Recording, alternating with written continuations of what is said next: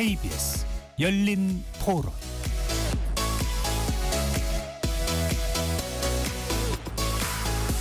안녕하십니까. KBS 열린 토론 배종찬입니다. KBS 열린 토론 매주 월요일 여야를 대변하는 네 분과 함께하는 여의도 내변인들로 여러분들을 만납니다. 집권 여당인 더불어민주당의 당대표는 사선의 정청래 의원으로 선출됐습니다. 득표율 61.74%. 압도적 당심의 지지를 확인한 정청래 대표의 탄생이 가져올 당 안팎의 변화와 앞으로 전국 전망도 해보도록 하겠습니다. 한편 지난주 미국의 관세 협상 시한 이틀을 앞두고 한미 간 극적으로 협상이 타결됐는데요. 정치권의 평가는 엇갈리고 있습니다. 정책 현안을 두고 대치하는 정치권 이슈들도 짚어보겠습니다. KBS 열린 토론 지금부터 시작합니다. 치열한 토론 속에서 더 나은 세상을 찾아갑니다. 올바른 세상을 만드는 첫걸음.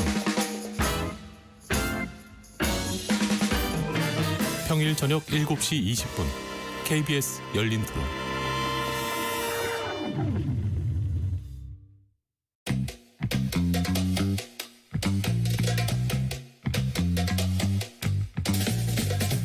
네 명의 대변인들이 함께하는 정치 현안 토크. 여의도 내변인들. 여야를 대변하는 분들과 함께하는 여의도 내변인들, 함께할 네 분의 논객 소개합니다. 김현정 더불어민주당 의원 나오셨습니다. 네, 평택시병 김현정입니다. 김건 국민의힘 의원 나오셨고요. 네, 건강한 정치 김건입니다. 조기현 더불어민주당 법률위 부위원장 자리해 주셨습니다. 네, 안녕하세요. 조기현입니다. 정광재 국민의힘 대변인 함께합니다. 네, 반갑습니다. 정광재입니다. KBS 열린 토론 문자로 참여하실 분은 샵 9730으로 의견 남겨주실 수 있고요. 단문 50원, 장문은 100원의 정보 이용료가 붙습니다. KBS 1라디오의 모든 프로그램은 유튜브에서도 함께할 수 있으니까요. 많이 들어와 주시고 구독 꾹 눌러주시고 좋아요도 많이 보내주시면 좋겠습니다. 자, 국회 소식부터 좀 짚어보겠습니다. 현재 본회의에 상정된 방송상법, 국민의힘이 필리버스터 합법적인 의사진행 방해가 되겠죠. 필리버스터를 하고 있는데 우리말로는 무제한 토론이라고. 네. 지금 어떻게 국민의힘에서는 추가적인 어떤 요구사항이 있습니까? 아니면은 이게 토론자 순서 등도 국민의힘 의총에서 정해진 겁니까? 어떤 대응을 하십니까? 뭐 미리 이제 순서는 다 정해져 있는 거고요. 예. 저희가 이제 이 무제한 토론을 통해서 국민들께서 이 법안들이 갖고 있는 문제점에 대해서 좀 소상히 설명을 드리려는 것이 목적입니다. 네. 어차피 뭐 지금 뭐 그 국회 다수를 그 여당이 이제 갖고 있기 때문에 저희가 이제 무제한 토론이 24시간으로 제한됩니다. 그래서 이것도 내일 한 오후 5시면 지금 하는 방송법 첫 번째 것이 이제 끝날 것 같은데요. 막지는 못한다 하더라도 국민들께 소상히 알려서 정확하게 지금 어떤 문제가 있는 법이 어떻게 통과가 된다는 예. 설명드리는 게 저희 목표입니다. 알겠습니다. 정현석 대변인, 그러면 국민의힘에서 지적하는 방송 3법의 문제 어떤 부분인지요? 방송 3법이 이제 KBS의 지배 구조를 바꾸는 건 방송법이고요. MBC는 방송문화진흥회법이고 예. EBS는 한국교육방송공사법이에요. 지금 필리버스터를 하고 있는 것은 방송법, 그러니까 KBS의 지배 구조를 바꾸는 방안과 관련해서 우리가 예. 반대 토론을 하고 있는 건데, 이 KBS 이사수가 지금 11명인데 15명으로 확대하는 내용을 담고 있고요. 그 방송문화진흥법도 이사수가 9명인데 13명으로 확대하는 내용을 담고 있는데, 결과적으로 본인들이 의도하고 있는 방향으로 KBS와 MBC 이른바 공영방송을 영구적으로 민주당 진영 내에 가둬두겠다라는 식으로 해석될 수밖에 없는 법안 내용들이에요. 그러니까 이사 추천권을 노조라든가 또 언론단체, 변호사 단체 여기에 주겠다는 건데, 사실상 지금 노조는 언론노조가 민주노총에 네. 포함돼 있고, 이 이사수를 충족하는 데 있어서 이 사람들의 목소리가 대변되기 시작하면 결과적으로는 민주당이 원하는 방송을 만들겠다라는 식으로 해석될 수밖에 없기 때문에 우리 당이 반대하고 있고, 지금 필리버스터를 할 수밖에 없는 이유는 소수 야당으로서 할 수 있는 방법들이 굉장히 제한적입니다. 예. 물론 이 필리버스터도 24시간 지난 다음에 종료 표결하면 거기서부터 끝나서 표결 통해서 할 수 있는 건데 방송법에 대해서 왜 이게 문제가 되는지에 대해서도 국민들이 소상히 좀 알 필요가 있다는 차원에서 이런 이야기들을 하고 있는 겁니다. 네, 조경부 위원장 의견 먼저 듣고 김현정 의원으로 가겠습니다. 조경부 위원장 보시기에는 이 정관진 대변인이 이야기한 지적사항에 대해서 방송 3법이죠. 어떤 입장이신지요?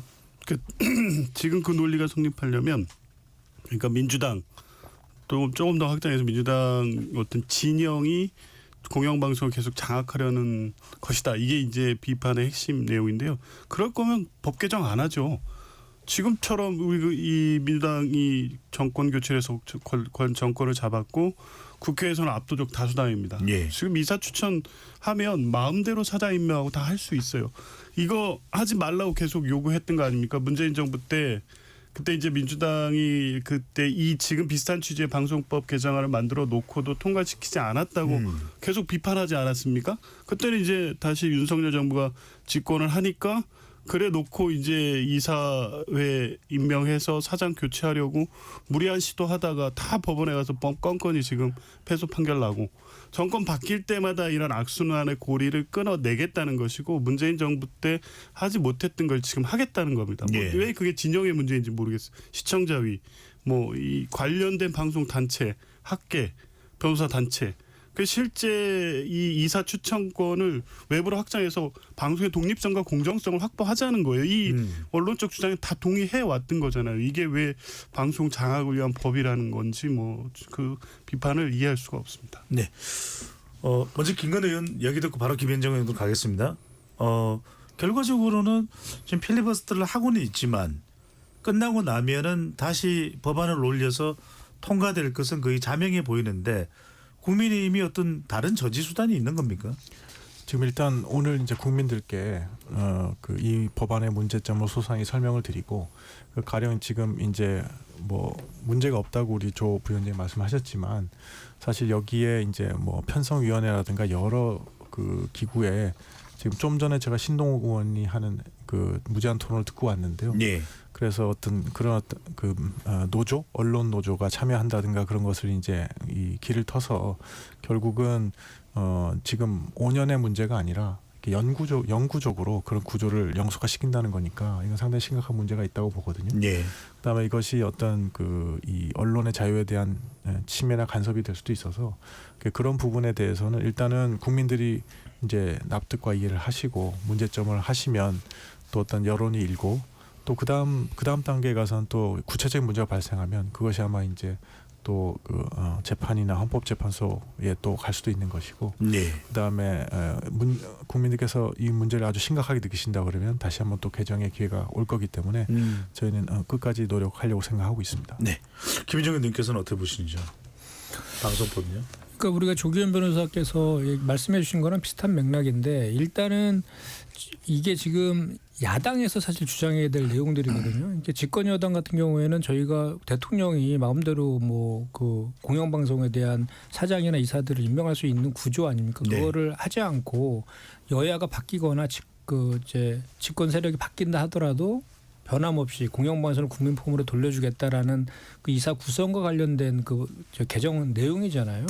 근데 이제 그 전제들을 마치 간신법이라도 쓰듯이 노조는 민주당 편이다 이런 선입관을 갖고 주장하는 거잖아요. 근데 과연 그 언론 노조가 민주당 편이냐? 그렇지 않습니다. 그 과거에 보면 그 민주당에서 뭐 공영방송의 지배구조 관련된 그 법률안 냈을 때에도 극렬히 반대하고 했거든요. 그러니까 노조라든지 그 언론단체라든지 또는 그 시청자이나 이런 쪽은 그 방송의 독립성과 공정성을 생명처럼 지키려고 하는 그런 속성을 갖고 있는 단체들이지 어느 특정 정당의 편이 아니거든요. 그리고 그 노조도 민주노총 얘기를 자꾸 하시던데 아까도 보니까 필보하는데 네. 민주노총하고 민주당은요 아무 관계가 없습니다. 오히려 그 노총 중에 민주당하고 정책 협약을 맺어져 있는 노총은 한국노총이에요. 한국노총과의 정책 협약을 맺고 이번 대선에서도 지지 선언도 하고 이렇게 했지 민주노총은 전혀 그런 쪽에 관여하지 않거든요. 근데 네. 계속해서 뭔가 이렇게 민주노총이 투쟁적인 그런 그 성격을 갖고 있다 보니까 거기에 덧붙여가지고 민주노총이랑 같이 이제 뭐 같은 편이다라는 그 프레임을 자꾸 만들려고 하는데 그것도 사실 근거 없고 논리가 없는 그런 주장들이거든요. 알겠습니다. 그래서 그거는 잘못된 주장이라고 저는 생각을 합니다. 김현님 근데 궁금한 것은 노란봉투법이 지금 가장 빨리 상정되고 본회의에서 통과될 것으로 예상을 했는데 노란봉투법입니다. 네. 노란봉투법이 안 올라오고 방송 3법이 먼저 올라온 이유는 뭘까요? 이게 이제 7월 임시회가 내일 끝나거든요. 네. 내일 끝나고 이제 8월 이제 임시회를 여야가 이제 8월 21일부터 열기로 지금 합의가 이렇게 되어 있는 상황이라서 지금 우리가 비쟁점 법안은 이제 다 처리했거든요, 오늘. 근데 이제 쟁점 법안이 5개입니다. 5개. 5개인데 노란봉투법하고 상법이 있고 이제 방송 3법이 있는 거예요. 근데 네. 이제 오늘 이제 국민의힘에서 필버를 하겠다고 이제 하고 계시기 때문에 필리버스터를 이야기하시는 건데. 네. 필리버스터를 하기로 했기 때문에 방송 3법은 연관된 법안이잖아요. 그렇기 때문에 어차피 8월 임시회에 다 처리할 건 5가지를 다 처리할 것인데 3개 법안을 이번에 오늘 내일은 한 개만 처리할 수 있잖아요. 그러니까 이제 단일 법안인 노란봉투법 또는 상법을 처리하고 방송 3법은 8월 임시회에서 21일부터 뭐 22, 23 이렇게 해서 처리하자라는 의견도 있었죠. 의견도 있었고 아니다. 그 방송 3법이 상임위도 가장 먼저 통과했고 예. 뭐 그런 차원에서 그거를 먼저 처리해야 된다 이런 당내 의견들이 있었는데 그 의견들에 대해서 오늘 이제 1시 반에 있는 의총에서 확정하기로 되어 있었거든요. 그런데 이제 그 정청래 당대표께서 당대표로 당선되시면서 이제 일요일 날 그 최고위의 이제 비공개 회의를 통해 가지고 예. 아마 방송법부터 하자라고 지금 결정을 하신 것 같아요. 그래서 방송법부터 하게 되었는데 그 이유는 이제 뭐 오늘 최고위에서 그 검찰 개혁하고 언론 사법 개혁에 대해서 TF를 의결했잖아요. 예. 거기에 이제 언론 개혁이 들어가 있어서 이 방송 3법이 또 언론 개혁의 중요한 한 내용이기 때문에 그런 그 개혁에 대한 메시지 의지를 좀 보여주는 차원에서 첫 번째로 하자 이렇게 돼서 이렇게 하게 된 것입니다. 조의견 부위원님께 여쭤보겠습니다. 그런데 일각에서는 이번에 상호간수에 상당히 역할을 했던 그룹까지 포함되어 있는 이 재계에서 반대를 하고 있고 미 상공회의소에서 제임스 킴 회장도 노란봉투법이 되면은 많은 기업들이 떠날 수 있다.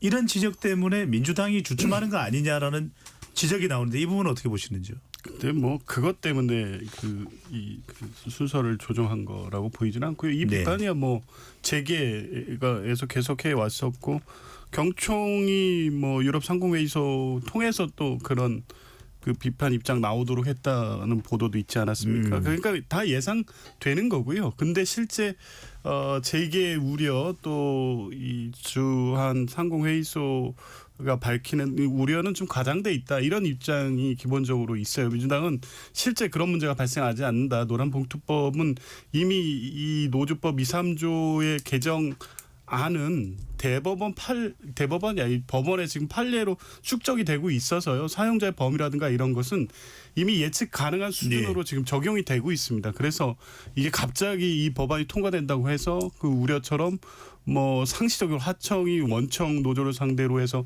교섭력으로 계속하고 교섭에 응하지 않는다고 해서 형사처벌이 뭐 바로 형사 고발이 이루어지고 지금 국민의힘이 주장하거나 재계 일각에서 제기하는 우려가 현실화되지 않을 거라는 것은 분명하게 민주당이 여러 가지 어떤 분석을 통해서 내용을 갖고 있기 때문에 그 우려 때문에 방송법을 우선한 건 아니다. 이건 뭐 분명하게 맞습니다. 김건도 의원께서는 어떻게 보시는지 실제로 며칠 전에 주한 미국 상공회의소인 제임스 킴 회장이 그런 발언이 있었고 일각에서는 상호간세에서 조선업이나 자동차 관련 산업이 노란봉투법과 연관될 수 있다라는 지적과 분석도 있었는데 이 점이 법안 통과에 영향을 준다고 보십니까? 아니라고 보십니까? 저는 당연히 영향이 있다고 생각합니다. 아마 이제 그게 좀 오늘 순서를 바꿔서 좀 그 가늠해 볼 시간을 버는 것 그것의 배경이 아닐까 저는 분석을 하거든요.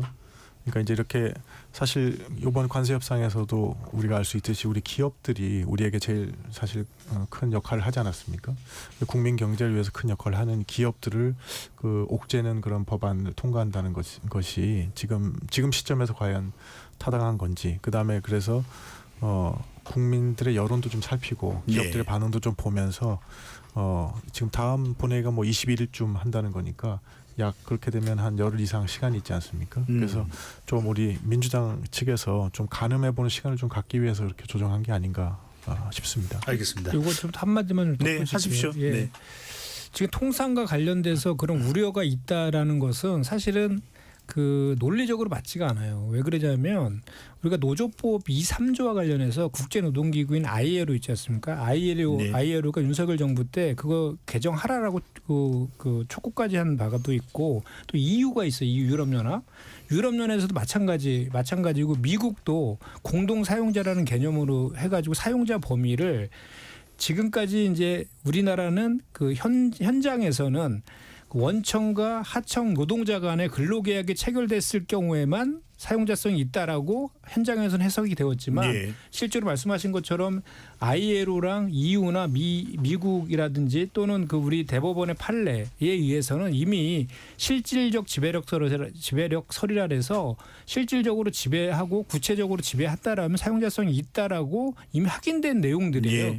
그런 나라들에서 이거를 통상 문제로 해서 반대할 리가 없는 것이죠. 오히려 반대로 그런 ILO 협약이나 이런 걸 체결하지 않았을 때 불이익을 준다라는 것이 그런 그 나라들의 입장인 겁니다. 예. 김건대 의원께 여쭤보겠습니다.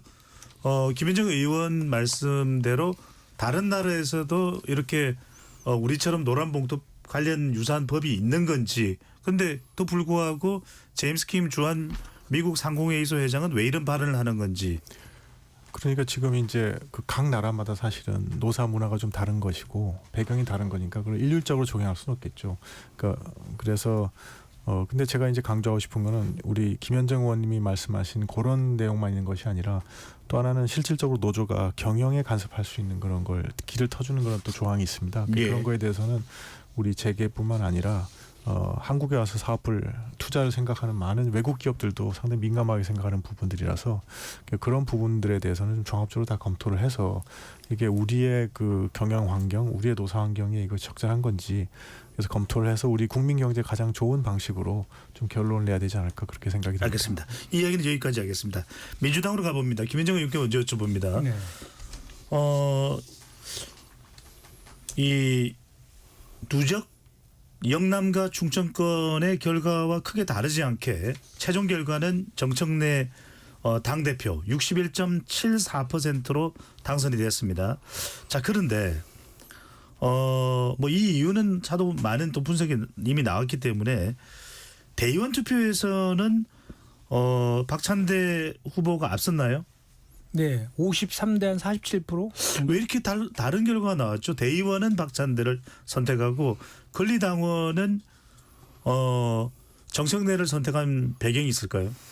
일단은 그 뭐 그런 얘기가 있었잖아요. 그 저기 당심은 정청래 후보한테 있었고 어심은 그 박찬대 의원한테 있었다. 뭐 이런 얘기 후보한테 있었다라는 얘기가 예. 있었는데 그 얘기는 이제 박찬대 그 당시 후보 같은 경우에는 이제 원내대표를 해가지고 많은 당직을 같이 했던 그 의원들이 꽤 있거든요. 그런 의원들과의 그런 그 관계가 상당히 좋았기 때문에 뭐 의원들이라든지 지역위원장들 중에서는 박찬대 의원을 지원하는 사람들이 좀 많았다 이런 분석이 좀 있었는데 예.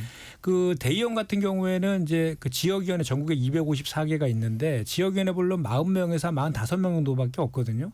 그렇기 때문에 아무래도 그 지역위원장들의 의사가 조금 더 반영될 가능성이 높죠. 현역 의원이나 위원장을 말씀하시는 거죠? 그렇습니다. 네. 그렇게 지역위원장이라고 하는데 이제 원내 지역위원장, 원내 지역위원장이 있는 거죠.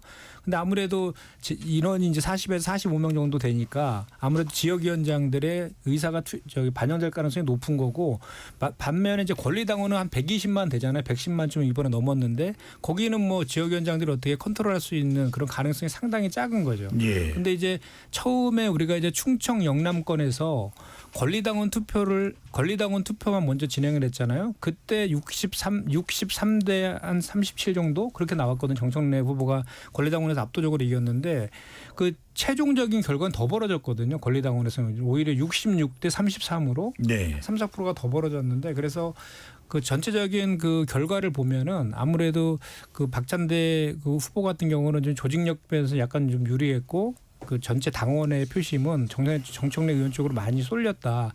이런 분석이 좀 가능한 것 같습니다. 네. 국회의원들은 명심인데 그렇다면 권리당원들은 어심이다. 그 말씀인 거죠, 그죠? 근데 실제로 그렇게 분석하기에는 좀 약한 것이 차이가 없잖아요. 대의원표 차이도. 네. 거의 뭐 한 16,000명 정도 되는데 대의원이 53대 47%니까 큰 차이가 났다라고는 볼 수는 없거든요. 그래서 전체 또 거기에 여론조사도 있었잖아요. 여론조사도 20%로 또 정청래 후보가 앞섰기 때문에 그걸 뭐 다 명심이 뭐 이쪽으로 크게 반영됐다 이렇게 예. 보기에는 너무 좀 편차가 크지는 않았다. 정광준 대변인 보기에는 뭐가 결정적이었을까요? 일단 정청래 의원이 2004년부터 그 민주당에서 의정생활을 시작했고 예. 지난 20년간 하면서 민주당의 강성 지지자들에게 어필할 수 있는 일들을 많이 해왔죠. 그게 결정적으로 처음에 충청 영남권에서 기선을 잡는 데 도움을 줬다고 생각하고요. 이른바 그 강성 지지자들의 목소리가 여야를 막론하고 지금 굉장히 강화되고 있는 것 같아요. 특히 당권을 장악하는 데 있어서는 이재명 대통령이 대표가 되는 과정에서도 그랬고 이른바 뭐 개딸이라는 강성 지지자들의 견고한 지지자세를 바탕으로 대표가 됐었던 거잖아요. 예. 그래서 정청래 그 당 대표가 내걸었던 캐치프레이즈 자체가 굉장히 선명성 있는 그 구호들이었고 또 저는 동의하지 않습니다만 여하튼 국민의힘에 대해서 굉장히 좀 적대적인 모습을 보였는데 예. 이런 것들이 민주당 강성 지지자들의 표심을 자극했다 이렇게 보고요. 또 하나는 박찬대 의원이 그 전체적으로 처음 그 충청과 영남에서 뒤지는 모습을 보였을 때 보다 파이팅 있는 또 변수를 만드는 도전적인 모습을 보였어야 되는데 그러지 못한 선거 전략이 막판까지도 나오면서 네. 이렇다 할 반전의 기회를 만들어내지 못했다고 생각합니다. 강성 당원 그리고 선거 전략 등이 영향을 미쳤다고 보시는데 조기현 부위원장께 여쭤봅니다. 강선우 의원, 강선우 전 여성가족부 장관 후보자와 관련해서는 대통령실도 상당히 고심이 많았다라고 이렇게 전해지고 있습니다. 그런데 정청래 대표는 공개적으로 강선우 의원과 통화한 사실을 밝히면서 든든한 울타리가 되겠다, 힘내시라. 이 메시지의 의미를 어떻게 봐야 될까요? 일단 저기 당대표 선거 결과 강선 지지자 자꾸 얘기하시는데 예. 이 전체 그 권리당원 기준 66% 득표를 했으면 당원들의 일반적인 뜻으로 봐야지 이걸 무슨 강성 지지자하고 일반 당원 이렇게 나눌 수 있는 문제는 아니고요. 이재명 대표 당대표 되거나 대선 후보 될 때도 80몇 프로 얻었으면 이게 당원 전체의 뜻이다 이렇게 해석하면 되지. 그걸 뭐 굳이 강성 지지자의 뭐 강성 지지자가 몇 프로를 어떤 기준으로 나누는지 모르겠습니다. 강성 지지자들도 지지를 냈다 이렇게 보면 그렇죠. 되겠네요. 예, 당원 일반의 뜻이 반영된 뭐 결과고 이제 선명한 개혁 그 지도부를 원하는 당원들의 뜻이다 이런 정도로 해석하면 될 것 같고요. 예, 강선우 전 후보자 관련입니다. 예, 후보 뭐 하신 말씀이 통화했고 뭐 위로했고 뭐 힘이 되드리겠다 울타리게 되겠다 의정 활동 잘하자 이 정도 메시지잖아요. 이게 네. 뭐 어쨌든 분명한 건 정청래 당대표는 이 문제 됐을 때도 사실상 강선 후보자 지지 입장을 밝힌 바 있는데 어쨌든 여러 논란이 계속되는 과정에서 자진 사퇴를 했기 때문에 단순히 장관 후보자 사퇴를 넘어서서 의원 활동을 계속해야 되는데 치명적 타격을 입었고 상당히 어려운 상황에 처해 있죠. 그 당 대표로서 이런 상황에 있는 의원을 좀 끌어안고 의정 활동에 전념할 수 있도록 울타리가 돼주겠다. 이 네. 이상 그 이하의 다른 의미가 있을까요? 궁금한 점은 대통령실도 상당히 곤혹스러울 텐데 비공개로 처리를 했어도 될 텐데 예. 공개를 한 이유는 대통령실과 생각이 다르다라는 입장일까요? 굳이 그렇게 정치적 의미를 부여할 필요는 없을 것 같습니다. 이게 네. 정청래 의원의 정치고요. 이런 뭐 정치력, 리더십 이게 이번에 당원들의 선택을 받은 거니까요. 본인의 확고한 뭐 입장과 뭐 신념이 있다면 그냥 그 입장을 밝히면서 가고 그에 따른 정치적 부담까지 지는 게 정청래 리더십인 거죠. 김건희 의원께서는 이 정청래 대표의 발언은 어떻게 보시는지요? 그러니까 제가 봤을 때 이제 이 문제 본질을 잊으면 안 되는데요. 이 문제의 본질은 우리 강선우 후보자가 갑질을 한 거고 그것이 잘못된 행동이었다는 거지 않습니까? 그래서 지금 이 순서는 맞지는 않은 것 같습니다. 먼저 이제 우리 강선우 후보자가 피해자들에게 진심으로 이제 사과를 하고 그런 얘기가 있은 후에 지금 이런 메시지, 지금 그 정청래 대표께서 이렇게 예. 위로하는 메시지가 나오면 국민들도 받아들일 수 있겠죠.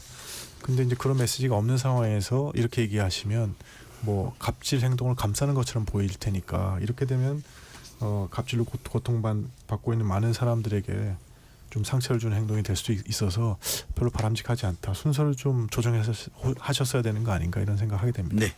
자, 이번에는 이제 새 민주당 대표가 결정이 됐습니다. 과연 정청래 대표의 향후 당대표 리더십은 어떨까? 이 부분을 네 분과 함께 좀 토론을 해보겠습니다. 먼저 국민의힘 쪽 두 분과 이야기를 먼저 나눠보겠습니다.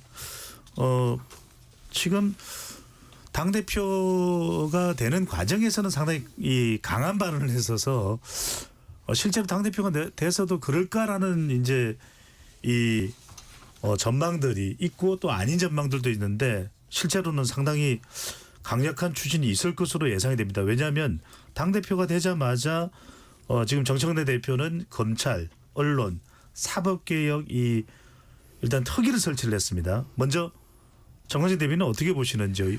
굳이 악수를 할 필요는 없다라는 발언을 하기도 했습니다. 그러니까 저도 그 취임 일성으로 한 그 말씀을 듣고 깜짝 놀랐어요. 지금 대한민국은 내란과 전쟁 중이다.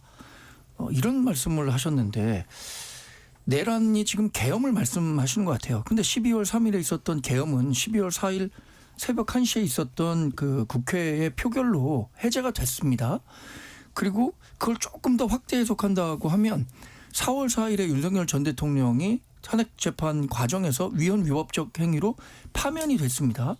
그렇다면 지금 얘기하는 내란과 전쟁 중이라는 것은 그 논리적으로 맞지가 않죠. 이미 다 종결된 상황이고 다만 사법적인 징계는 남은 거죠.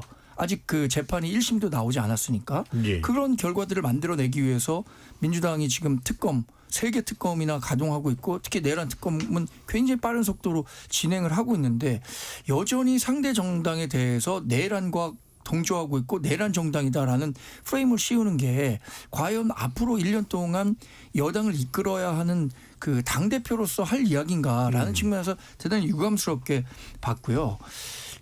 정청래 대표가 얘기하는 개혁, 검찰, 언론, 사법개혁. 개혁이라는 말 자체는 굉장히 좋은 말입니다. 아마 개혁하자고 하면 모든 사람들이 여론조사 해보면 개혁이라는 말에 동감할 거예요.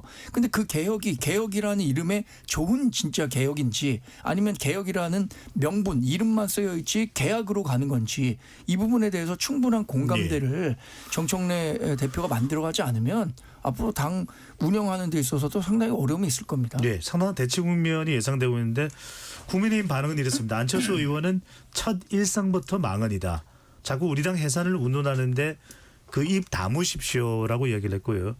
지금 당대표에 도전하는 안철수 의원입니다. 또 다른 당권 도전 후보인데 장동혁 의원은 계엄 유발한 정청래 대표가 내란 교사범이다. 상당히 거친 발언이 이어지고 있는데 김건희 의원님.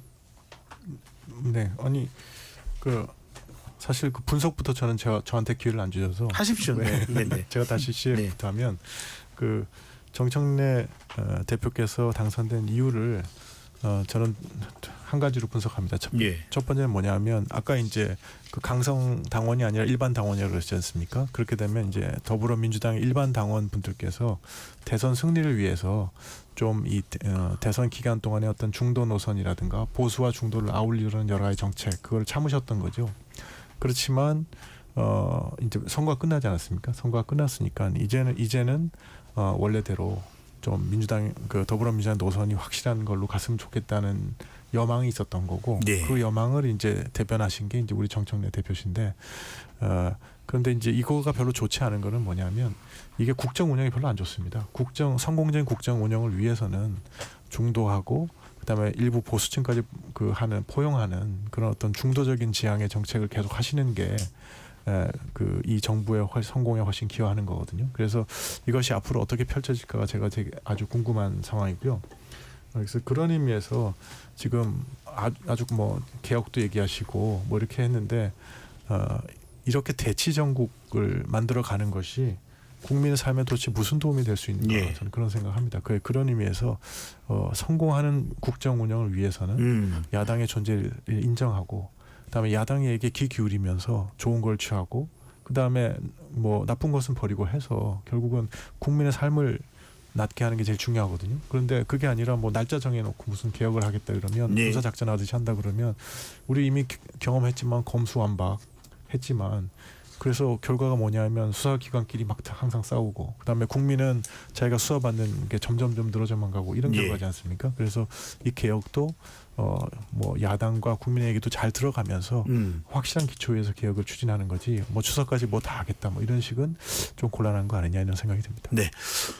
신임 정청래 당대표의 행보, 김현정 의원 또 민주당의 조기현 부위원장 차례 듣겠습니다. 김현정 의원부터요. 일단 그 지금 현재의 상황을 보는 현실 인식이 정말 국민의힘하고 우리 민주당하고 다르구나라는 생각이 들어요. 그러니까 뭐냐면 지금 국민의힘 저기 당 대표 지금 그 후보들이 일성으로 다 지금 정청래 그 당 대표에 대한 발언에 대해서 비판을 했잖아요. 예. 그 중에 이제 그 장동혁 후보 같은 경우가 불법 계엄이지만 내란은 아니다. 이렇게 얘기한 거에 저는 다 함의가 이제 함축돼 있다고 보거든요. 그 실제로 그 저 불법 비상계엄 한 거는 이제 다 확인이 된 것이고 그 내용이 보면 다 내란 행위들이잖아요. 그러니까 지금 그 내란죄에 대해서 법원에서 재판 중에 있는 거 아닙니까? 근데 그거가 아직 판결이 안 났다 그래서 내란이라고 단정하면 안 된다. 이렇게 주장하는 것은 그냥 법적인 관점에서는 그렇게 할 수 있어도 국민의 법감정이라든지 이런 거로는 동의가 할 수 없는 그런 영역입니다. 그런데 지금 한번 보십시오. 그 내란 종식이 지금의 국민의 사실 명령이에요. 그리고 지금 그 어떻게 보면 이제 그 역사적인 사명이 되어 있습니다. 내란을 빨리 종식시켜야죠. 그래서 내란 특검법도 지금 저기 떠가지고 지금 빠르게 수사도 하고 있는 거 아닙니까? 예. 그런데 국민의힘은 그러면 이 내란 종식과 관련해서 어떤 행태를 지금 태도를 보이고 있느냐를 살펴봐야죠. 근데 그렇게 지금 뭐 탄핵의 바다를 건너니 이렇게 해서 혁신이도 띄우고 했는데 혁신이 지금 어디가 있습니까? 인적 쇄신은 도대체 어디가 있는 거예요? 누가 하나 진정 어린 사과나 반성이 있나요? 도로 이제 뭐 전환길이나 이런 구구 유튜버들까지 다시 가세해가지고 부정선거 음모를 다시 주장한다든지 또는 윤석열과 결혼하지 않겠다 약속해라 친한계 출당시켜라 이런 거를 질의하는 거기에 유력 그 후보들이 출연해가지고 답변하고 있는 이런 상황이잖아요. 이런 상황들에 대해서 이거를 그러면 이렇게 기본적인 헌법적인 선까지도 지키지 않는 정당하고 그냥 무조건 그런 것들을 정리하지 않은 상태에서 협치하겠다. 이렇게 얘기하는 것은 국민에 대한 배신이다라고 정청래 당대표는 생각하는 것 같고요. 예. 그 세 가지 그 검찰 언론 사법개혁에 관련된 거는 이런 것 같습니다. 이게 지금 정청래 당대표가 된 다음에 주장하는 게 아니잖아요. 이미 20대 때부터 줄기차게 그동안 추진해왔던 내용들이거든요. 이미 뭐 검찰개혁, 사법개혁, 언론개혁에 대해서는 저는 국민적인 공감대도 형성돼 있다고 보거든요. 그리고 개혁이라는 것은 반드시 저항이 따르기 마련이죠. 그렇기 때문에 협의를 하지만 그 협의가 지금까지는 이제 안 될 거라는 그 가정도 있지만 협의를 안 하겠다는 건 아니죠. 그래서 지금 현재 그리고 개혁은 저항이 따르기 때문에 빠르게 좀 해야 되고 6개월 안에 좀 해야 된다 이런 얘기도 있잖아요. 그런데 벌써 2개월 지났고 알겠습니다. 추석까지 2개월 정도 남았으니까 거기에서 이미 지금까지 준비되어 있는 그런 내용들을 가지고 야당과의 이제 협의를 요청하겠죠. 그런데 거기에서 야당이 계속해서 반대를 한다라고 하면 그거에 대해서는 국회법에 따라서 처리하겠다. 이게 이제 저기 정청래 당대표의 입장인 거죠. 네, 조기현 부위원장도 말씀하시죠. 뭐 지금 뭐 의원님 말씀하고 전 뭐 비슷한데요. 그 검찰개혁, 언론개혁, 사법개혁, 검찰개혁 포함해서 이거 뭐 어제 오늘 얘기 아니지 않습니까?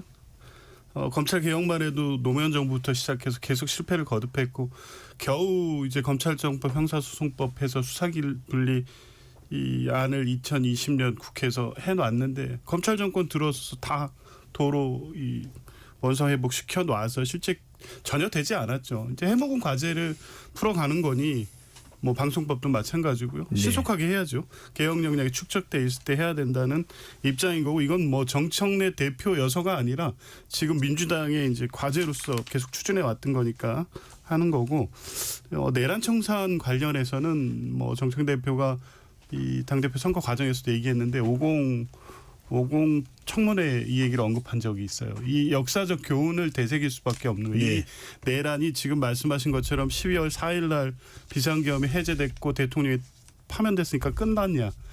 그렇지 않죠. 46년 만에 사실상 친위 쿠데타입니다. 군대가 국회에 진입했고요. 국가기관을 마비시키는 시도를 했습니다. 이게 그냥 단순하게 지금 특검에 수사해서 처벌하면 되니까 다 맡겨놓고 같이 손잡고 잘하자 그럴 수 있는 상황이 아닌 겁니다. 50 때도 보십시오. 1988년 총선에서 여소야대 국회가 생겨서 50 청문회 하고 뭐 진상 주기 조사 다 했는데 그때 안 되지 않았습니까? 그러니까 YS 정부가 들어선 이후에 훗날 역사적 평가에 맡기자. 예. 성공한 쿠데타는 처벌할 수 없다. 그게 지금까지 계속되다 보니까 5.18 민주화 항쟁 관련해서 발포 책임자라든가 안매장 의혹, 은폐 조작 관련된 진상규명이 아직도 안 되고 있습니다. 알겠습니다. 그런 연산에서 보면 예. 지금 빠른 시기 내에 내란 청산의 과제를 시대적 과제로 해결해야 된다. 이게 네. 민주당 기본 입장이 될 수밖에 없습니다. 정청래 당대표 행보 관련 추가 의견이 있으면 양쪽에 한 분씩 의견 듣고 이 주제는 마무리를 하려고 합니다. 김건희 의원이나 네 정원희 대표 김건희 의원 말씀하시죠. 예, 그러니까 집권 여당에서 이제 집권당이지 않습니까? 지금 집권당에서는 그 이번 국민 주권 정부의 성공을 중심으로 생각하셔야 될 것 같고요.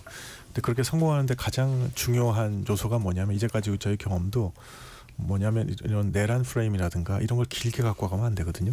뭐 적폐청산 프레임 같은 걸 길게 갖고 가면 안 되거든요. 그래서 지금 그런 힘에 서두르신다는 건 이해가 가지만 어쨌든 그러니까 이런 국면을 빨리 마감하고 그 다음에 이제는 집권당이니까 집권당이 하는 정책으로서 승부 봐야 된다는 그걸 잊지 않으셨으면 좋겠습니다. 네.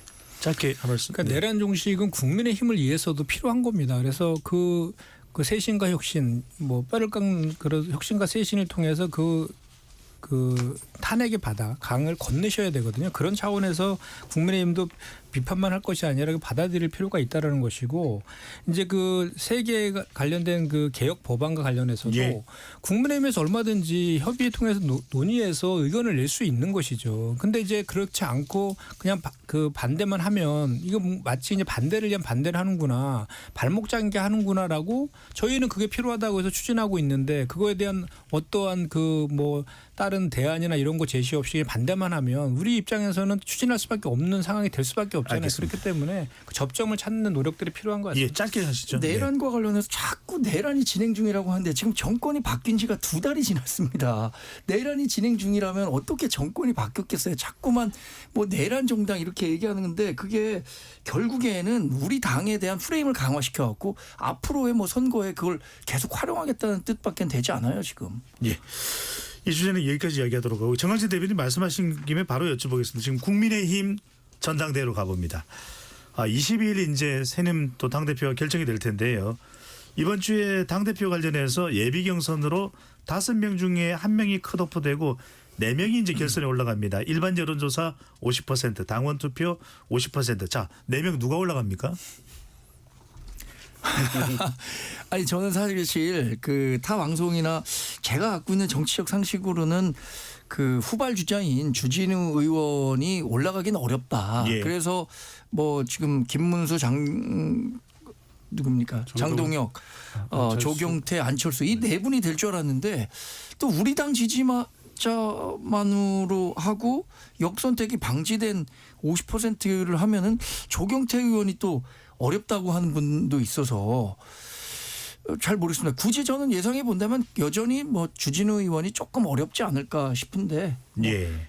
그 먼저 그 자신 있게 얘기했던 것보다는 지금 조금 자신감이 좀 줄어든 상태입니다. 의견이시니까요. 저희가 무슨 강요하는 건 아니고요. 바램 아니에요? 자, 김건희 의원께 또 하나 여쭤봅니다. 송원석 비대위원장은 윤석열 전 대통령과의 절연을 강조했습니다. 더 이상 이야기하지 말자, 언급을 자제하자 이렇게 이야기를 했는데 지금 당권 경쟁 구도 자체도 탄핵 반대, 탄핵 찬성, 더군다나 여기 이제 전환길 강사까지도 등장을 하는 상황인데 송 비대위원장이 이야기하지 말자 그러면 사실 이 이야기는 윤희숙 혁신위원장도 당원 당규를 바꿔서 윤석열 전 대통령이 김건희 여사와 절연하자고 이야기를 했습니다. 가능합니까? 제가 생각하는 바는 사실 우리 정광재 그 전 대변인께서 하신 말씀과 비슷한데요. 제가 그 뭐 계엄에 있어서는 우리 당 의원님들 뭐 모두 반대하셨던 건 분명하고요. 그다음에 이제 그 계엄에 대처하는 방안에 있어서 이제 탄핵으로 바로 갈 것이냐, 아니면 탄핵 바로 가지 않고 좀 시간을 끌면서 방안을 그게 이제 찬탄 반탄이라고 쉽게 표현하죠. 찬탄 반탄이 있었는데 그것도 이제 헌법재판소 4월 4일날 헌법재판소 판결이 나면서 우리 당이 이제 승복을 하면서 끝난 거거든요. 이미 다 과거 스토리고 그럼에도 불구하고 사실 사람들이 과거에 집착하는 성향이 있습니다. 그래서 예. 저는 그걸 과집이라 그럽니다. 과집. 그래서 이 과집이 나타나는 건 어쩔 수 없는 건데 이런 과거 집착하는 모습을 보이는 우리 그 분들의 목소리는 큰 것 같지만 사실 영향력은 별로 크지 않습니다. 네. 그러니까 대표적인 예가 그 지금 우리 부산 교육감 선거하고 거제시장 선거 있지 않았습니까? 예. 그때 이제 이 과집에 속하는 분들이 정말 뭐 강력하게 노력을 하셨지만 우리 대패하지 않았습니까? 선거에서 이길 수 없습니다. 그렇기 때문에 이거는 뭐 너무 커 보이더라도 그냥 커 보이기만 할 뿐 영향력이 크다고는 저는 보지 않고 우리 당의 많은 분들도 그렇게 생각한다고 생각합니다. 네. 역설적으로 국민의힘 당대표 관련된 내용이기 때문에 김현정 의원께 여쭤보겠습니다. 그래야 과감하게 이야기를 하실 것 같아서. 자, 정청래 당대표입니다. 그러면은 이 영향이 국민의힘도 우리도 센 캐릭터의 좀 강성 당대표를 뽑자라는 생각이 이 영향을 줄까요? 그렇다면 그 반사 이익을 가장 많이 가져갈 후보자는 누구로 보시는지요? 아무래도 그 영향이 없진 않을 것 같아요. 그게 뭐 대세까지 바꿀지는 모르겠는데. 예. 그러면 이제 지금 국민의힘 후보의 구도는 찬탄파 반탄파 아닙니까? 주진 의원만 세대 교체를 주장하고 있는 것인데 지금 뭐 유력하게 당내의 그 당원들만 했을 때의 그 여론조사를 보면은 김문수 후보가 압도적으로 1등을 하고 있는 것 같고 장동영 후보가 2위인 것 같은데 예. 그 두 명이 가장 지금 선명하게 하고 있는 거잖아요. 그리고 지금 내란 종식을 강하게 주장하고 있는 그 정청래 대표와의 대척점은 그 두 명이 될 수밖에 없잖아요. 뭐 안철수 후보라든지 또는 그 조경태 후보 같은 경우는 내란 종식을 그 공약으로 하는 후보기 때문에 결이 이제 정청래 대표랑은 비슷한 거 아닙니까? 그렇기 때문에 김문수 후보라든지 장동영 후보 쪽에 더 강한 메시지가 메시지가 나올 것 같다는 예상이 되는데 그렇다 해서 그 두 명이 그러면은 그 내란 다시 윤 어게인 정당으로 돌아가서 오로지 여당과의 강한 투쟁 뭐 이런 것만을 위해서 그 사람들을 선택할 것이냐? 예. 저는 지난번에 그 대선 경선 과정에서 후보 그 바꿔치기 하는 그 과정에서 그 국민의힘 당원들이 집단 지성 발의해서 그걸 막은 적이 있었잖아요. 그런 것들도 오히려 이번에 좀 작동하면 어떨까? 알겠습니다. 그런 기대를 좀 해봅니다. 예. 2부 들어가서는 또 바로 조기현 부위원장께 질문을 드리겠습니다. 재난 관련된 정보 전달드립니다. 오늘 저녁 7시 45분 경북 지역에 호우경보가 발효됐습니다. 침수 지역이나 산간, 계곡 등 위험 지역의 대피 권고를 받으신 경우에는 즉시 완전한 장소로 대피해 주시기 바랍니다. 운전 시 물에 잠긴 도로나 지하차도는 절대 통행하지 마시고 호우로 인한 피해가 발생하지 않도록 각별히 유의해 주시기 바랍니다. 잠시 참여 안내 로고 듣고 KBS 열린 토론 2부로 돌아오겠습니다.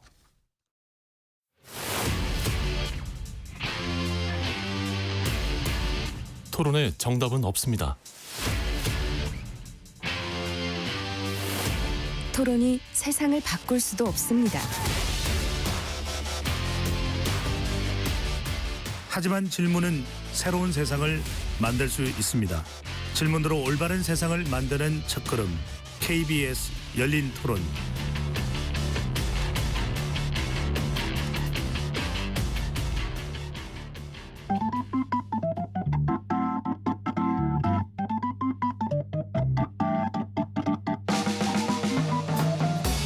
세상을 바꾸는 질문 열린 토론이 시작합니다. KBS 열린 토론은 언제나 열려 있습니다. 단문 50원, 장문 100원의 유료 문자 샵 9730 그리고 KBS 어플리케이션 콩으로 여러분의 의견을 남겨주세요. KBS 열린 토론 2부 이어가겠습니다. 여의도 내변인들로 오늘 진행하고 있습니다. 스튜디오에 김건 국민의힘 의원, 김현정 더불어민주당 의원, 정광재 국민의힘 대변인, 조기현 더불어민주당 법률위 부위원장 네 분과 함께하고 있습니다. 오늘 이재명 대통령이 청해대 경남에 있는 저도로 여름휴가에 들어갔습니다. 국민의힘에서는 휴가를 취소해야 된다 이런 이야기도 나오고 있는데 대통령 휴가는 참 중요합니다. 조기현 부위원장께요. 어떤 의미에서 대통령의 이 여름 휴가 뭐 하반기 전국 구상도 있고요. 또 한미 정상회담도 준비해야 된다는 이야기도 나오는데요. 뭐 대선 이후뿐만 아니라 그 이전부터 뭐 12.3 비상계엄부터 쉴 새 없이 달려왔죠. 그리고 정권 교체한 이후에 취임하자마자부터 지금 뭐 2달여 동안 뭐 여러 가지 성과를 내면서 달려왔습니다. 그러니까 지금은 뭐 휴식을 위한 휴가가 아니라 이 전환점에 서서 여러 가지를 준비하고 돌아봐야 될 시점이 된 건 분명하고요. 아마 그런 의미로 시기적인 의미로서의 휴가의 의미이지 뭐 휴식 뭐 이럴 만한 사정도 아니고 대통령이 그런 스타일도 아니기 때문에 여전히 휴가지에서도 다가온 한미 정상회담 또 최근에 이슈가 된 이 관세 협상의 후속 조치 등 준비하고 정리해야 될 사안들이 많을 거고요. 아마 업무의 연장으로 볼 겁니다. 당연히 그렇게 하실 거고요. 굳이 그걸 또 휴가 갈 때냐라고 비판하는 게 참 정치를 꼭 그렇게까지 하셔야 되나 싶습니다. 뭐 이재명 대통령 스타일이 휴가를 어떻게 보낼지 알고 또 한미 정상회담을 앞둔 시점에서 그 일정이 어떤 의미를 갖는지도 아시면서 굳이 뭐 휴가를 언급하면서 대통령을 비판할 일인가 싶습니다. 네, 대통령실에서도 24시간 남부 지역에 큰 수해 피해도 있기 때문에 대통령은 보고를 받는다는 이야기도 나옵니다. 이 지점 좀 여쭤봐야 될 것 같아요. 김건희 의원께 한미 정상회담을 앞두고 해군 군사 시설이 있기도 하고 또 조선하고도 연결될 수도 있습니다. 또 골프를 그 누구보다도 좋아하는 트럼프 대통령, 이 골프장도 나인홀 이 골프 장이 있는 곳이 또 저도입니다. 어떤 의미가 있을까요? 뭐 어떤 의미보다는 저는 사실 생각을 좀 그러니까 조기현 부위원장님하고 생각이 같습니다. 휴가에 대해서는. 왜냐하면 휴가는 노는 게 아니거든요. 휴가는 재충전이고 휴가는 새로운 활력을 위해서 하는 거기 때문에 중요한 일의 일부라고 봐야 됩니다. 그래서 물론 이제 우리나라의 정치 풍토에서 항상 야당이 대통령 휴가 가면 야니 지금 이 와중에 휴가를 가냐고 비판하는 그런 게 뭐 전통처럼 돼 있는데 거기에서는 좀 벗어나야 되지 않을까 이렇게 싶고 그래서 이 재충전의 시간 그다음에 그 새로운 활력을 불어넣는 그다음에 또 저는 공무원 오래 했지 않습니까? 대통령께서 휴가 안 가시면 그 밑에 장관부터 다 못 갑니다. 제대로. 그래서 이 전체 이 공무원 조직이 또 이 새로운 활력을 불어넣는 계기도 되기 때문에 그래서 이런 거에 대해서는 우리가 좀 뭐라 그럴까 새로운 각도를 봐야 되지 않을까? 알겠습니다. 한미 관세 협상 이야기도 좀 해보겠습니다. 정광재 대변인께요. 송원석 비대위원장이 15%는 사수해야 된다고 이야기를 해서 15%는 타결이 됐거든요. 그런데 지금 국민의힘에서 공식적으로 나오는 입장은 협상 실패라고 이야기를 하고 있네요. 일단 그 휴가와 관련해서 한마디만 드리자면 이진숙 방통위원장이 휴가를 개를 냈잖아요. 휴가 개.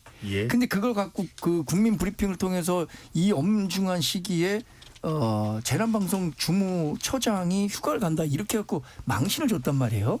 저는 그런 것들도 결국에는 이재명 대통령이 휴가를 가는데도 이렇게 부메랑처럼 그러니까 상대방에 대한 지나친 정치 공세적 이런 것들은 결국 본인에게도 부메랑으로 돌아온다는 점에서 저는 이런 것들은 지양해야 한다고 생각합니다. 저도 이재명 대통령 휴가 잘 다녀와야죠. 거기 또 나인홀 있다니까 하니까 이재명 대통령 골프를 친다는 이야기는 알려져 있죠. 왜냐하면 호주 출장 가셨을 때인가요? 김문기 처장 뭐 그 유동규 본부장하고 다 골프 친 적 있으니까. 여튼 골프 연습 오늘은 열심히, 그 주제는 아니니까요. 골프 연습 열심히 하시면 될 것 같고요. 상호관세 협상에 대한 이야기를 좀 해주시면 상호관세는 일단 저는 뭐 이렇게 아주 박한 평가를 받을 정도의 협상 결과라고 생각하지 않습니다. 그런데 우리가 농산물하고 30개월 원령 이상의 소고기를 수입하지 않기로 했다고 밝혔는데 미국에서 얘기하고 있는 것과 조금씩 차이가 있어요.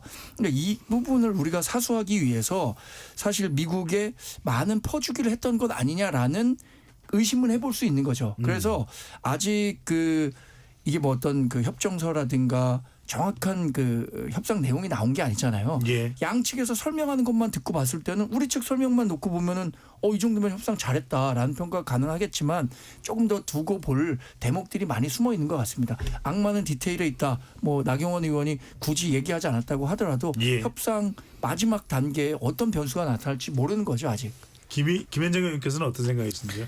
구구절절이 잘못되길 바라는 것 같아요. 그냥 국민의힘은. 그러니까 그게 지금 사실 짧은 시간 안에 정말 어려운 여건이었잖아요. 그 여건 속에서 그 정도 했으면 정말 최선의 성과를 낸 거 아닙니까? 송원석 원대도 15%는 잘했다라고 했었잖아요. 했다가 갑자기 좀 지나서부터 비판하기 시작하던데 일단은 조속한 타결에서 그 불확실성을 제거했다는 것도 상당히 큰 효과이고 또 당시 우리가 이제 그 기준점이 좀 일본이라든지 EU의 협상 결과 아니었습니까? 같은 이제 15% 관세도 유지를 좀 했고 또 그다음에 일본 같은 경우는 쌀 시장도 개방했는데 그것도 쌀과 30개월령 이상 소고기 수입도 방어한 거고 그거 관련해서도 자꾸 의혹 제기를 하던데 그 우리 그 김용범 정책 수석이 직접 설명했잖아요. 우리는 쌀 시장, 쌀 축산물 시장 관련해서 99.7%를 이미 개방하고 있는데 한미 FTA입니다. 예, 0.3%와 관련해서 10개 정도 내의 품목이 있는데 이 쌀과 소고기에 관련된 어떤 협상도 체결된 바 없다.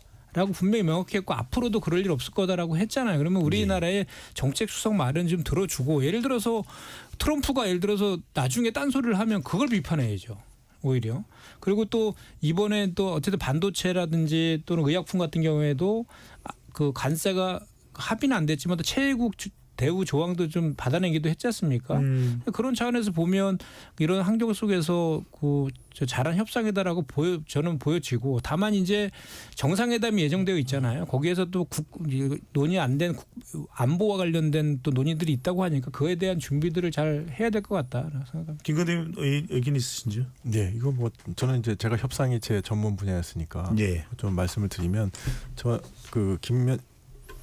김현정 의원님 하신 말씀하고 동의하거든요. 이게 어려운 여건 속에서 상당히 선방했다고 저 생각합니다. 그래서 이번 협상단 수고 많았고 그다음에 뭐 최선의 노력을 했다. 그건 분명한 것 같습니다. 예.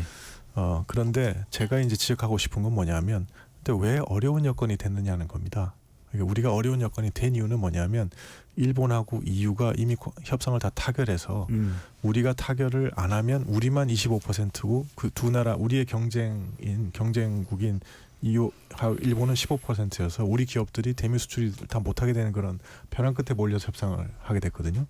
이렇게 만든 거는 우리가 잘못됐다는 겁니다. 근데 이렇게 만든 게 우리 정치라고 저는 생각합니다. 왜냐하면 뭐 일본이 7번 협상을 하는 동안 우리 한 번밖에 협상을 못했습니다. 근데 협상을 못한 이유가 우리가 이 대행 정부가 있는 동안에 협상을 제대로 못했거든요. 예. 그리고 뭐 대선이 있고 정부 교체이기 때문에 못한 건데 그런데 제가 이제 꼭 강조하고 싶은 거는 국제 정세는 국내 정치를 기다려주지 않습니다. 그래서 우리가 이어달리기를 했어야 된다고 생각합니다. 대행 정부부터 시작을 해서 그걸 이어받아서 이제 현 정부가 협상을 쭉 해서 가장 좋은 타이밍을 우리가 잡았어야 된다고 생각하고 그 타이밍은 일본하고 EU가 타결하기 직전 순간을 우리가 잡았어야 된다. 그랬다면 이렇게 몰려서 협상을 해서 이렇게까지 많이 내줄 필요는 없었다. 그래서 이번 협상단이 잘한 건 맞지만 그렇지만 그 어려운 여건 자체로 우리가 몰아넣었던 건 우리가 국가적으로 좀 반성을 해야 된다. 이렇게 생각합니다. 예. 김현정 의원께서 혹시 관련해서 의견이 있으시면요? 그러니까 그 이번에 그 관세 협상을 그 최선의 결과를 도출하기 위해서 정말 그 뭐 올코트 프레싱을 했다라고 표현할 정도로 열심히 했잖아요. 그 정부뿐만 아니라 재계의 많은 회장 부회장들 같이 가서 그 당시에 우리가 많은 전문가들이 협상할 때 이런 조언을 했었잖아요. 이것을 그냥 통상 관세만 가지고 하면 안 되고 우리한테 유리한 조선업이라든지 뭐 반도체나 이런 거를 지렛대 삼아서 좀 패키지로 이렇게 하는 방식을 좀 하면 좋겠다.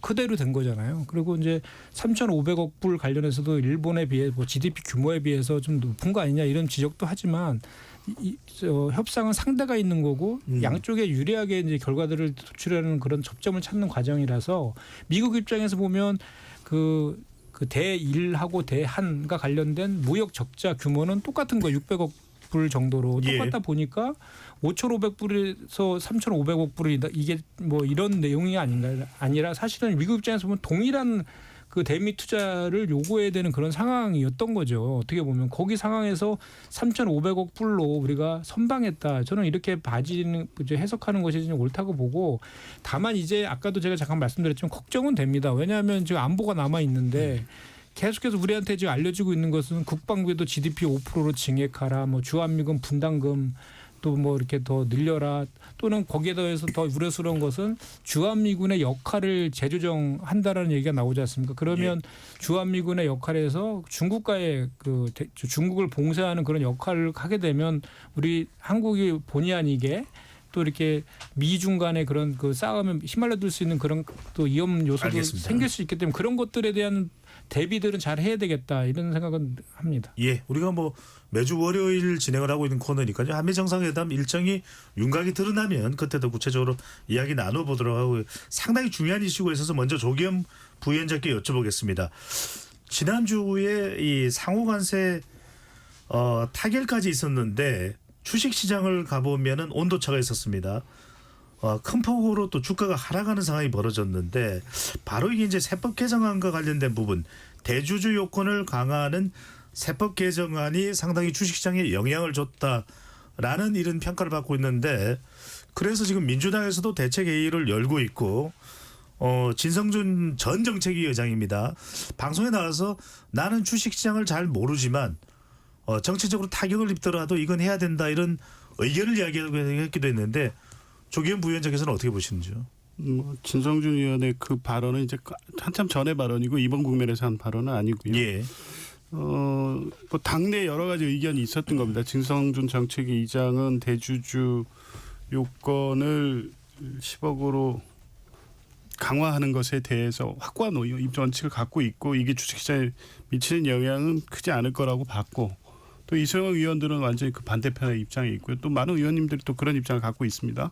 근데 어쨌든 이것은 12월까지 이어지는 세법 개정을 앞둔 세제 개편안, 이 정부의 전반적인 세제 개편에 대한 1차적 아니기 때문에요. 이게 뭐 확정된 것은 아니었죠. 근데 어찌됐든 뭐 이 그 배당소득 분리과세라는 뭐 이 주식시장에 온기를 주는 정책에 대한 만족도는 떨어지고, 반면에 눈에 이제 확 들어오는 게 대주주 요건 이 강화 문제가 들어오니까 주식시장에 영향을 미친 건 분명해 보입니다. 뭐 이건 부인할 수 없는 상황이기 때문에 실제 이 세제 개편안을 만들어 오는 여러 가지 입장이 있는 거죠. 네. 기재부는 세수 결손 문제 당장 중요한 과제잖아요. 전 정부 때 재정 건전성 그렇게 얘기하면서 결국에 법인세 완화하고 하면서 세수 결손 생긴 문제를 어떻게든 채워야 되니까 여러 부분에 이제 방법을 쓴 건데, 그 안에 포함된 내용이 주식시장에 민감한 영향을 미치는 부분들이라는 게 어느 정도 확인이 됐기 때문에 예. 아마 민주당에서 추가 논의를 하게 될 거고요. 아마 이제 구체적으로 대주주 요건이야 뭐 시행령 문제지만 다른 알겠습니다. 것은 세법 개정안을 통해서 뭐 이 문제가 있는 부분은 좀 보완해 나가면 될 것 같습니다. 예, 후폭풍이 만만치 않아 보입니다. 이재명 대통령이 공약으로 내걸었던 코스피 5천에 대해서도 상당히 도전을 받게 됐다라고 해석도 나오고, 안철수 국민의힘 의원은 개미 핥기 같은 이재명 대통령, 개미는 정시 폭락에 휴가비를 날렸다. 김현정 민주당 의원은 금융노조 위원장 출신이기도 하고요. 지난번 금융소득세 폐지에 가장 앞장섰던 의원 중 한 사람이기도 한데 어떻게 보시는지요? 그러니까 이게 이런 것 같습니다. 그러니까 이제 우선순위, 정책의 우선순위 같은 게 있잖아요. 그 금투세도 마찬가지였습니다. 금투세도 올해부터 시행하자는 주의와 지금 자본시장부터 선진화시켜서 주가부터 부양하고 금투세 도입하자. 안 그러면 국장에서 미장으로 떠나기 때문에 그런 이제 정책의 우선순위에 대한 그 저게 있었는데 이것도 비슷한 것 같아요. 근데 다만 이제 지금 이재명 정부에서 내세운 목표는 코스피 5천이거든요. 코스피 5천을 달성하기 위해서 자본시장을 규제하는 것보다는 활성화시키는 정책들로 계속해서 이어져 나가줘야지 그 5천까지 올라가는 거거든요. 근데 지금까지는 상법 개정 그거로 인해서 이제 2,700포인트에서 우리가 정권 바뀐 후에요. 3,200포인트까지 왔단 말이죠. 그런데 그것만 가지고는 시장에서 더 5,000포인트가 차고 올라갈 수가 없기 때문에 이어서 뭐 자사주 소각 의무화라든지 배당소득 분리 과세라든지 또는 그런 것들을 하나씩 더 보완해 줘야 되는 그런 과정이었는데 갑자기 이제 주식 양도소득세를 50억에서 10억으로 낮춘다라고 하니까 이제 말씀하신 것처럼 이제 이걸 세수 확보 차원에서 이제 그런 이제 안이 나온 것 같은데 사실 세수 확보 차원에서도 그다지 효과가 크지도 않거든요. 예. 뭐 2천억 많아야 2천억 정도라고 하는데 또 반대로 양도소득세를 10억으로 낮추게 되면 연말에 이거 연말 기준이거든요. 연말에 10억을 소유하지 않기 위해서 12월 달 되면 이거를 매도하는 그래서 매도 물량이 시장으로 쏟아져 나와갖고 주가가 하락하는 문제들이 이미 통계로 확인이 된 바가 있거든요. 예. 그렇기 때문에 지금은 정책적으로 이런 정책을 이런 세제 개편안을 시행할 때가 아니다라는 주장들이 이제 있는 것이고 그 반대쪽에 있는 거는 말 그대로 그냥 지금 세수가 많이 펑크나 있는 상태니까 세수 확보를 어라도 해야 되는 거 아니냐라는 주장이 있는 것인데 그래서 이와 관련해서 이제 정리가 됐죠. 우리 정청래 당대표께서 정책위의장한테 지시를 했고 예. 오늘 정책위 의장이 교체됐습니다. 네, 한정혜 의원으로 이제 교체가 됐고 그 뭐 당 대표가 바뀌었기 때문에 한 것이고요. 그래서 오늘 내부 이제 그 논의들이 이제 이어지고 보고가 될 겁니다. 그러면 특히 이거는 주가에 영향을 미치기 때문에 빠르게 결정하고 그 결정을 해야 될 내용이거든요. 그래서 그 결정을 빠르게 아마도 우리 당의 의견을 대통령실에 전달하지 않을까 이렇게 해서 다도직입적으로 여쭤봅니다. 김현정 의원께서는 주식 양도소득세가 다시 50억 원으로 돌아가고 거래세는 내려야 된다고 보시는지요? 거래세와 요거는 다른 문제인데요. 거래세는 저희가 금투세를 도입하지 않았기 때문에 거래세는 올리는 게 저는 맞다라고 보고 그거에 대해서 개인 투자자들에 대한 그거에 대한 비판은 없습니다. 제가 알기로는. 그리고 다만 지금 주식 양도세와 관련해서는 저는 내리면 안 된다라는 그런 의견을 당내에서도 내고 있죠. 알겠습니다. 정관지 대변인 어떻게 보시는지요? 저는 이 과정을 보면서 앞으로 이재명 정부 5년 사이에 일어날 일들의 예고편을 본 것 같았어요. 이재명 대통령은 후보 시절에 증세 없다 그랬거든요. 특히 부동산과 관련해서도 증세 없다고 했습니다. 그런데 지금 국정을 운영하는 최고 책임자에 가니까 세수는 절대적으로 부족해요. 근데 본인이 하고자 하는 정책은 대부분 다 정부 재정을 투입해 갖고 해야 하는 정책이에요. 예를 들어서 민생회복지원금 지금 국채 발행했죠.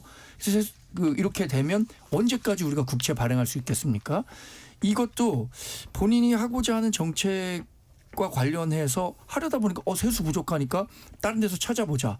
이래서 나온 이 정책이라고 생각하는데 결국에는 앞으로의 국정 운영 과정에서도 증세가 이재명 대통령의 국정 운영에 굉장히 부담이 될 수도 있다라는 측면에서 저는 예고편이라고 본 거고요. 지금 이 주식시장이 굉장히 민감하게 반응한 것은 이재명 대통령이 얘기하고자 하는 정책과 실제 나오는 정책이 다른 거예요. 그러니까 좌회전 깜빡이 켜고 우회전 하려고 하니까 사람들이 못 믿겠다. 이런 식으로 반응한다고 보거든요. 저는 이게 굉장히 큰 교훈이 되기를 바랍니다. 민주당과 이재명 대통령에게. 알겠습니다. 진행 중인 사안이니까요. 지켜보도록 하고 조규현 부위원장께 특검 상황도 좀 여쭤봐야 될 것 같습니다. 김건희 특검이 내란 특검이 아닙니다. 김건희 특검이 추진했던 윤석열 전 대통령 체포영장 집행이 이제 무산됐는데 여기 과정에서 나오는 이야기가 수위를 벗고 완강하게 버텼다. 그런데 지금 윤석열 전 대통령 측에서의 설명은 아니다. 더워서 수위를 벗었다. 이게 어떤 상황인가요? 오늘 특검에서 또 추가 설명했는데요. 네. 윤석열 대통령 측의 일방적 주장으로 보입니다. 이 체포영장 집행할 때는요, 이 물리적 저항이 당연히 예상되기 때문에 어떤 방식의 체포든 간에 물리력은 예정돼 있고 따라서 그 현장 상황을 다 녹화하게 돼 있습니다. 이게 자료화면 다 갖고 있을 거예요. 그러니까 이게 이제 공개되지 않을 거라고 보고 지금 이 상황을 그런 식으로 왜곡해서 윤석열 전 대통령이 주장한다고 보여지고요. 법원이 발부한 영장 당연히 집행되어야 되죠. 그런데 이제 그러한 상황을 스스로 자초함으로써 이 체포영장 집행을 막으려는 의도적으로 계산된 행동으로 보는 게 맞을 것 같습니다. 특검이 그렇게 설명을 했고요. 그 상황을 보고받은 법무부 장관이 국회에서 설명했다면 굳이 그렇지 않은 상황을 과장하거나 대통령을 목적으로 그렇게 밝힐 이유가 없는 거고요.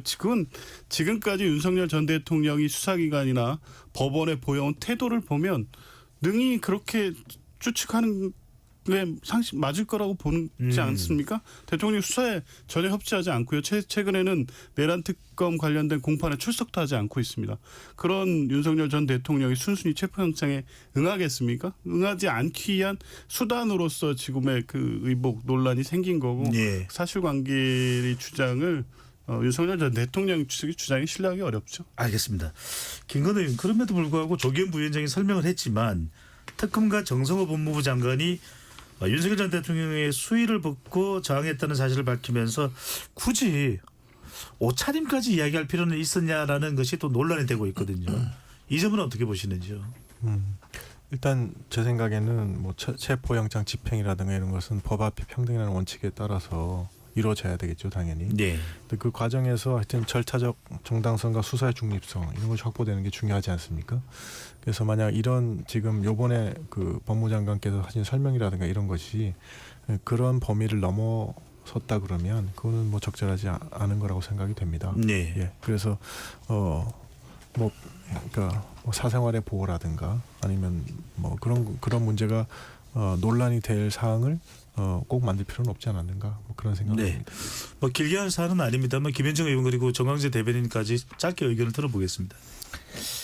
저는 정말 얼마나 더 망가지려고 그러나라는 생각이 절로 들어요. 이건 부끄러우면 안지 국민 몫인데 아니 체온 조절에서 벗었다 뭐 이런 건 지금 무슨 파충류라는 비아냥까지 나오고 있는 그런 상황이고 외신에서도 얼마나 지금 시야하고 있습니까? 예. 속옷 색깔이 뭔지는 확인되지 않았다. 새로운 방어 수단이 생겨났다. 뭐 이렇게 이제 비판하고 있고 이거는 이제 뭐 그 법 이제 그동안에는 뭐 벅구라지라는 비판이 있었지만 법 위에 군림하는 것까지 지금 나아가 있는 이런 상황. 이런 상황이 국격 훼손의 지경까지 지금 가 있는 그런 거 아닙니까?